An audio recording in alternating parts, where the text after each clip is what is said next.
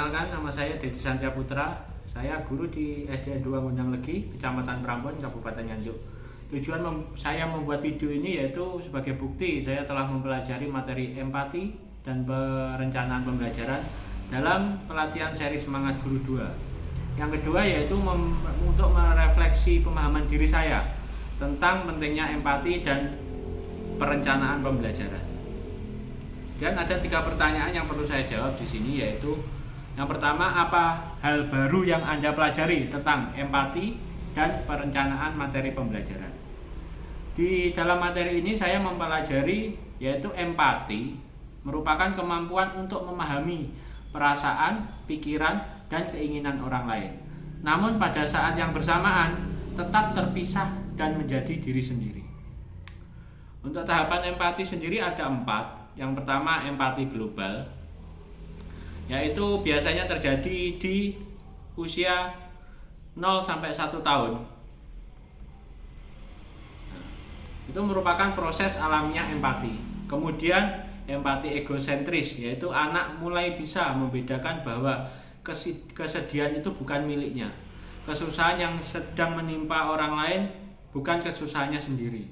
Kemudian yang ketiga, empati kognitif, yaitu anak mulai memandang dan perspektif orang lain, khususnya orang yang sudah ia kenal. Yang terakhir, yang keempat, yaitu empati abstrak, yaitu empati yang tidak hanya ditujukan kepada orang yang dikenal atau yang sering ditemui. Biasanya empati global tadi di usia 0 sampai 1 tahun. Untuk empati egosentris itu usia 2 sampai 5 tahun. Empati kognitif itu usia 6 sampai 10 tahun, dan empati abstrak itu usia 10 tahun ke atas. Faktor-faktor dari empati yaitu ada faktor kognitif dan faktor afektif. Faktor kognitifnya yaitu pemahaman tentang nuansa emosi, tahu apa itu marah, sedih, atau bahagia. Faktor kognitif ini harus dipahami dulu sebelum seseorang berempati. Sedangkan faktor afektifnya yaitu saat seseorang melihat kejadian di luar dirinya dan dia dapat memahami apa yang dirasakan oleh orang yang mengalami kejadian tersebut. Terus kemudian manfaat empati dalam pembelajaran. Yang pertama, dapat mengerti perasaan, pikiran, dan keinginan orang lain termasuk siswa. Yang kedua yaitu bisa menerima orang lain dengan apa adanya, menyadari akan adanya perbedaan. Kemudian yang ketiga, bisa memandang keadaan dari sudut pandang orang lain. Yang keempat, bisa mengantisipasi situasi sehingga dapat memiliki dan menentukan sikap yang sesuai. Bagaimana kondisi apabila tidak ada empati dalam pembelajaran? Mungkin yang terjadi, yang pertama, hubungan antara guru dan siswa menjadi kurang atau tidak baik. Kemudian proses pembelajaran tidak akan berjalan dengan efektif.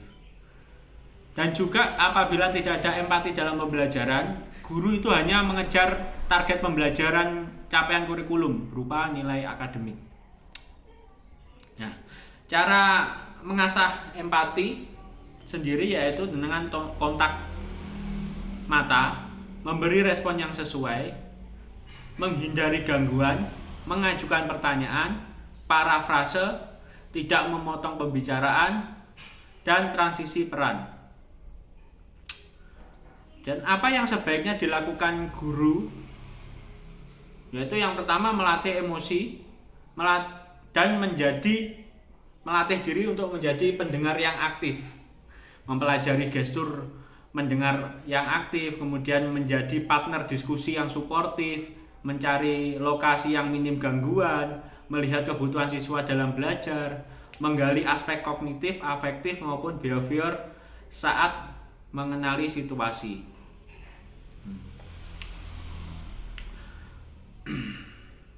Terus kemudian di lembar aksi 1 ini juga melatih saya dalam empati, yaitu melatih pemahaman tentang emosi yang terjadi pada seseorang di luar diri kita, melatih diri untuk mendengar,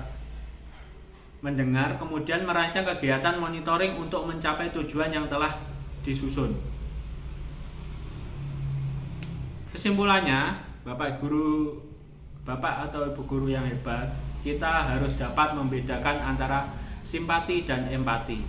Ketika memposisikan diri sebagai pendengar yang baik, hendaklah menggunakan empati kita, bukan hanya rasa simpati.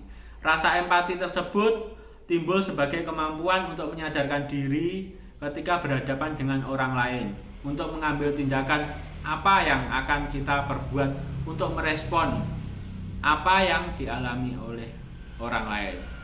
Mungkin itu saja video refleksi dari saya. Assalamualaikum warahmatullahi wabarakatuh.